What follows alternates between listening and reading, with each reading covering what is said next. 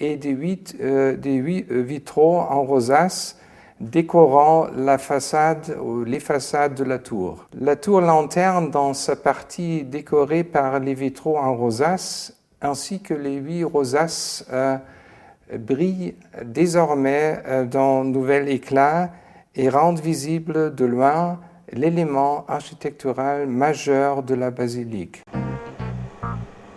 Montés sur leur nacelle, les 2 ouvriers semblent monter vers le ciel pour y cueillir des fragments de sa lumière.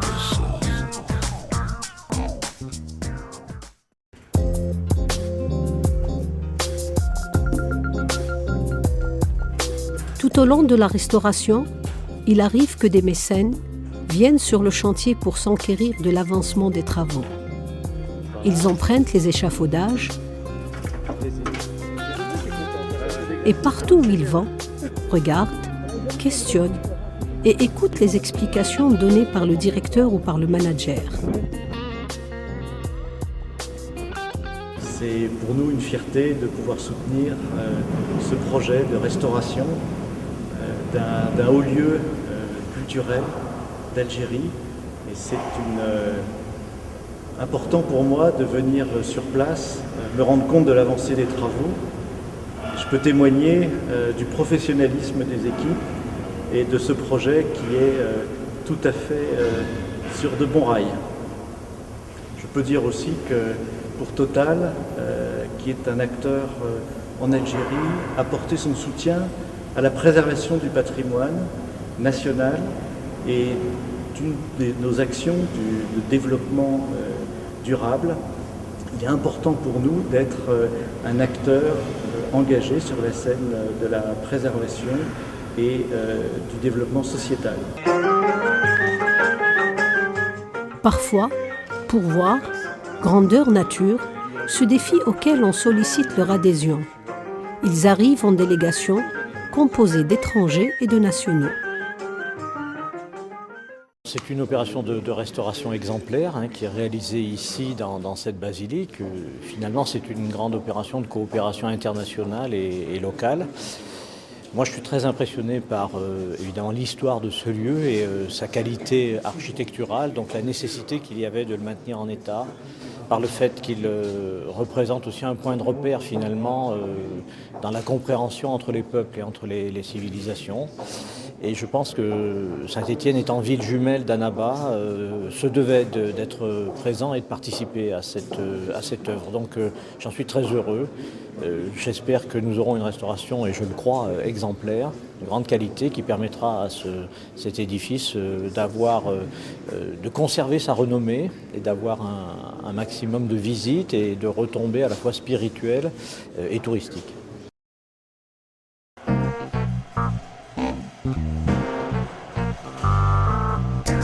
Les mois passent et les travaux à l'intérieur de la basilique Saint-Augustin avancent vers le centre. Libérant ainsi les absides et le transept droit. Chaque coin terminé représente un peu de lumière qui gagne du terrain sur ce noir trop longtemps installé.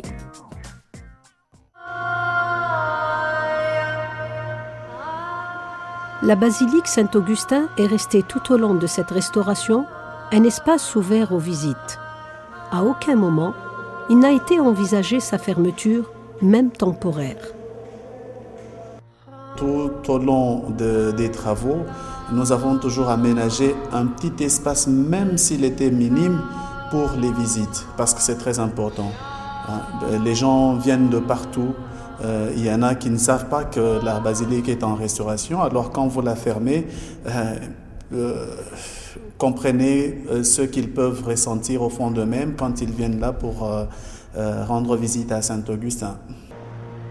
Les pères Augustins, chacun à son tour, accueillent les gens et se mettent à leur disposition pour raconter cette célèbre basilique et son fabuleux saint dont elle porte le nom. Elle fait partie du paysage de la ville. Elle est visitée. Ça va jusqu'à 15-18 000 personnes par an. Très souvent d'ailleurs, beaucoup plus de musulmans que de chrétiens. Et ça permet aux gens qui passent surtout quand ce sont des jeunes de l'école, parce qu'il y a des écoles qui viennent faire des visites à Saint-Augustin, d'avoir une rencontre avec une église chrétienne. Ça, c'est déjà un point important, parce que si les gens se connaissent, eh bien, on tombe les préjugés.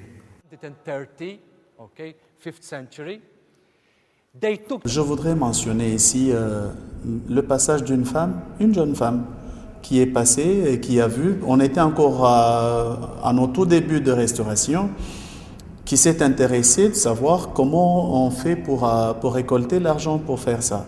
J'ai dit, l'argent nous vient de partout. Tout homme de bonne volonté, toute femme de bonne volonté peut aussi donner. Ah, elle a dit, mais ça veut dire que je peux aussi donner. J'ai dit, oui, vous pouvez donner. Il ne vous est pas interdit. Mais comment on fait? Comme c'était moi qui étais à la réception, j'ai dit, si vous avez votre enveloppe, vous la faites et vous la déposez ici à la basilique. Mais comment faire? Parce que moi, je ne sais pas si je pourrais encore repasser par là, parce que je peux avoir de l'argent. J'ai dit, si vous avez de l'argent, donnez-le moi. Donc, elle a donné directement sa contribution sur place. La prière aussi a continué à être célébrée au cœur de cette basilique en chantier.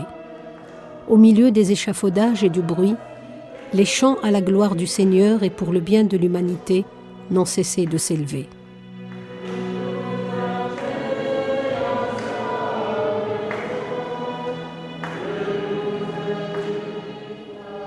Et comme bercé par ses chants et ses vœux, au fond de la basilique, montée sur un échafaudage, Annie Andrès, restauratrice d'œuvres d'art, est au chevet du décor intérieur. Elle mesure, constate et dresse son bilan pour apporter les meilleurs remèdes. Il y a eu beaucoup d'infiltrations, beaucoup de dégâts pendant longtemps. Et donc ça a vraiment beaucoup abîmé tout le dôme, tous les dômes, les 3 dômes sont vraiment très très abîmés. J'ai les 3 absides à restaurer. Donc j'ai encore 1 semaine de travail pour terminer. J'avais 3 semaines de contrat pour faire les 3 absides. Donc beaucoup plus de dégâts que prévu, mais bon, ça va s'arranger, quoi. Tout va être bien. La première chose, c'est de conserver, c'est-à-dire qu'on garde tout ce qui est, on le garde. On recolle, on refixe, on fait le nécessaire pour garder le maximum d'original. Et ensuite, on essaye de refaire des retouches pour que ça devienne lisible. Mais toutes les retouches qu'on fait, il faut qu'on voit que c'est neuf. Son travail à l'unisson avec ses prières semble restituer à cet endroit son âme et son corps.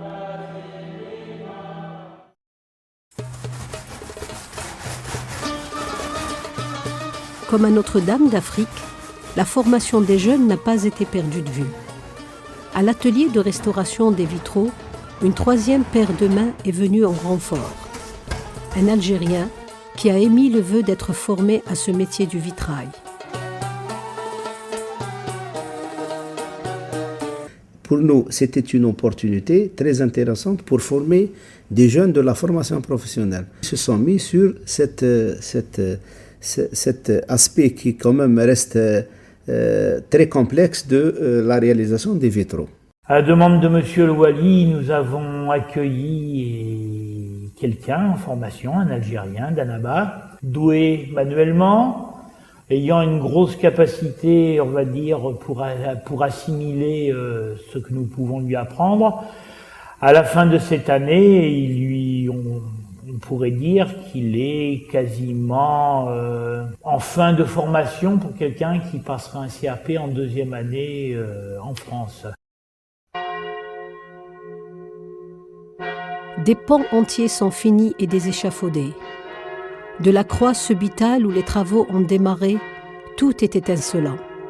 Subsiste une tâche, celle des 2 tours clochers.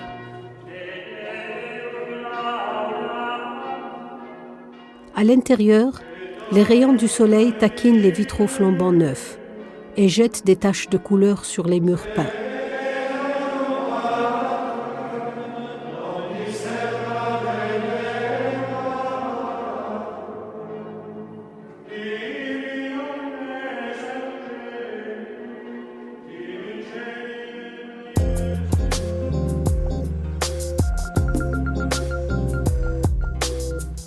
Les travaux de l'extérieur sont arrivés à la façade gauche, celle qui donne sur la cour intérieure de la basilique.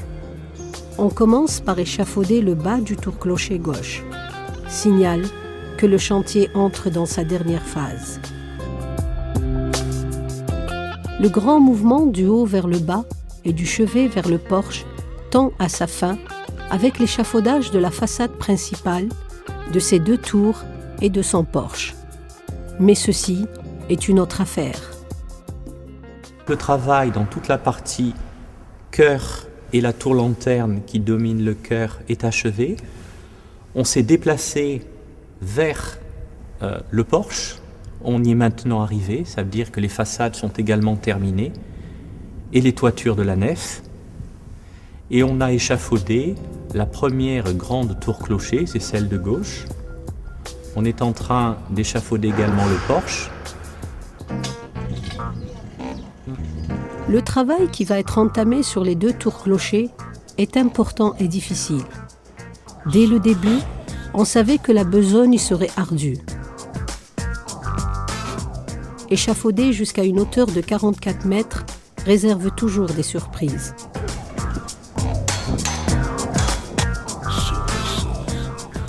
Ces 2 tours sont plus élevées que la tour-lanterne qui atteint 36 mètres. Mais dès à présent, le travail a commencé tout à fait au sommet du dôme du clocher gauche. On travaille sur le dôme, on travaille sur ensuite toutes les baies béantes qui laissaient rentrer de l'eau. On va mettre des vitrages. Et ainsi, en descendant jusqu'au bas de la tour clocher gauche, on traitera ensuite le porche.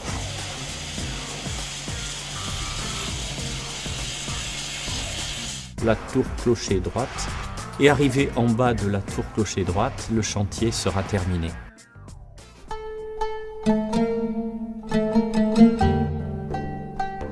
La nuit, lorsque la ville scintillant de 1000 feux commence à glisser doucement dans le sommeil, la basilique Saint-Augustin semble elle aussi dormir, reposée de l'agitation du matin.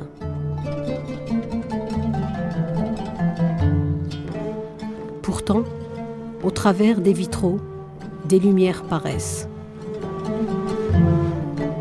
À cette phase de l'avancement des travaux, arrive celle du réglage des lumières à l'intérieur de la basilique.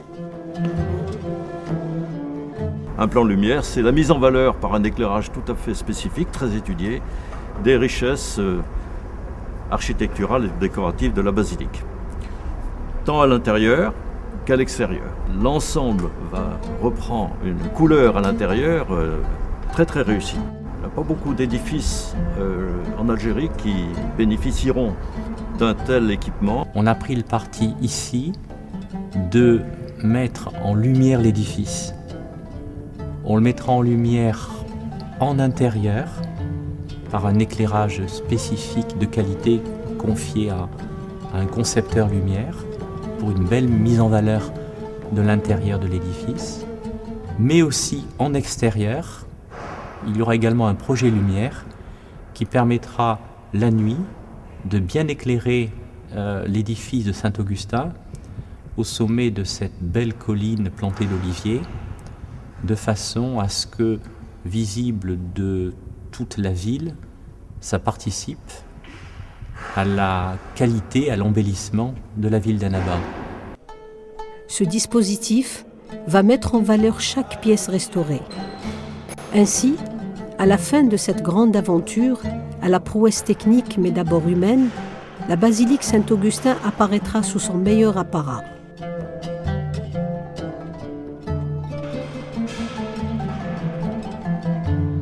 L'équipe qui orchestre depuis le début ce bel ouvrage est là ce soir.